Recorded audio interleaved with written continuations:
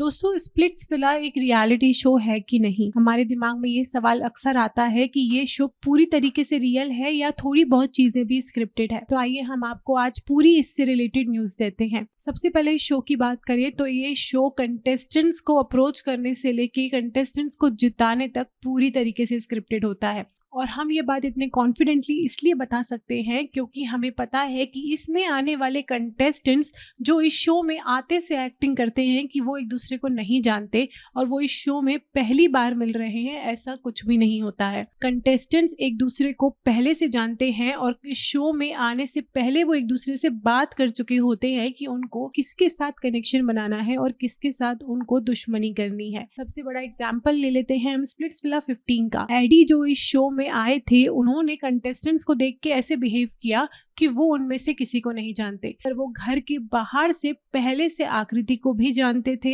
अनिका को भी जानते थे, दिग्विजय को भी जानते थे और इतना ही नहीं, शिवेद भी उनके काफी पुराने दोस्त रह चुके हैं। हम आपको ये इसलिए बता रहे हैं क्योंकि ये सारे कंटेस्टेंट्स रोडीज में ऑडिशन दे चुके थे और उनमें से कुछ लोग रोडीज का पार्ट भी थे। तो ये तो बहुत ही बड़ी बेवकूफी होगी कि अगर हम ये मान लें कि ये आपस में एक दूसरे से कभी नहीं मिले। एडी ने इस शो में आते से ऐसे प्रिटेंड किया कि वो आकृति को जानते ही नहीं है, ना ही उनको उनका नाम पता है। एडी ने इस शो में आते से ऐसे बिहेव किया जैसे वो किसी को भी नहीं जानते। आकृति जिनको वो पहले से जानते हैं, उनसे वो उनका नाम पूछने लगे। ये काफी फेक लगा था हमें क्योंकि हम एडी और आकृति को काफी बार पहले भी देख चुके हैं। इसके बाद करते हैं इस शो के नए कॉन्सेप्ट की, जिसमें एक्सेस को इस शो में लाया गया। पहली बार स्प्लिट्स विला में ऐसा कोई कॉन्सेप्ट हमें नजर आया जिसमें कंटेस्टेंट्स के एक्सेस हमें नजर आए, पर हम आपको बता दें ये भी प्री प्लान था।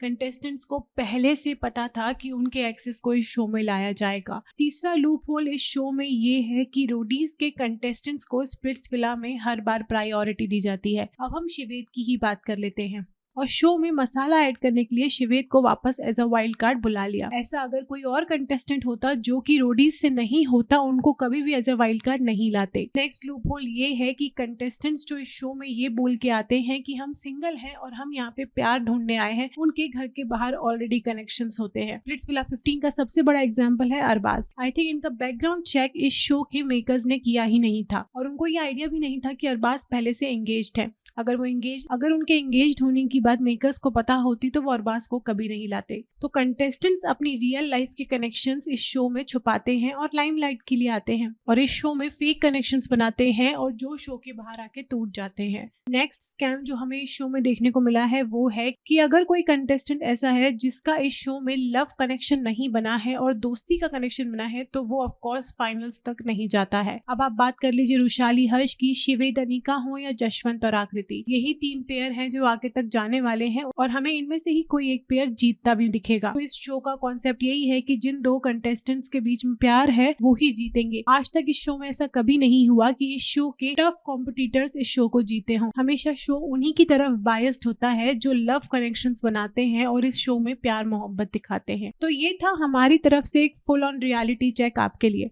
अगर अभी भी आपको लगता है कि स्प्लिट्स विला एक पूरी तरीके से रियल शो है तो ये एक स्कैम है और कुछ नहीं। प्लीज आप इस शो को इतना सीरियसली ना लें क्योंकि स्प्लिट्स विला जैसे शोज और भी हैं जिसमें सब कुछ फेक होता है और सब कुछ प्री प्लान्ड होता है। आपका इस पर क्या कहना है प्लीज हमें कमेंट्स में जरूर बताएं और ऐसे ही लेटेस्ट अपडेट के लिए फॉलो करें हमारे चैनल न्यूज़ पिक को।